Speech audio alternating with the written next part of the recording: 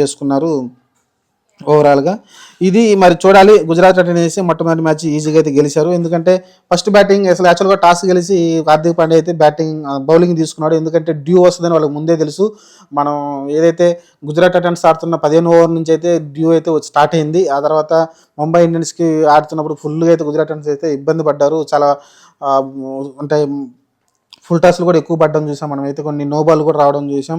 అంటే చెస్ట్ కన్నా ఎక్కువ హైట్లో బాల్స్ చెల్లడం చూసాం. చాలా డేంజరస్ బాల్స్ అయితే పడడం చూసాం. ఎందుకంటే డ్యూ ఉంది, బాల్ అయితే జారిపోతూ ఉంది. అయినప్పటికీ శుభ్మన్ గిల్ పర్లేదనిపించాడు. అలానే సాయి సుదర్శన్ ఎక్సలెంట్గా ఆడాడు. స్టార్టింగ్లో స్లోగా ఆడినప్పటికీ తర్వాత గేర్లు మార్చి మంచిగా అయితే ఆడడం చూసాం. అలానే ఎండింగ్లో అయితే తివాటి కూడా మంచి ఇన్నింగ్స్ ఆడడం చూసాం. దాని కారణంగా అయితే వాళ్ళు 168 పరుగులు అయితే చేశారు. 6 వికెట్లు కోల్పోయి. పర్లేదు, ఆ పిచ్ మీద అంత స్కోరు కొంచెం తక్కువే అనుకున్నాము. కానీ ఎందుకంటే డ్యూ ఉంది, ముంబై ఇండియన్స్ ఈజీగా చేస్తారని అందరికీ తెలిసిందే. కానీ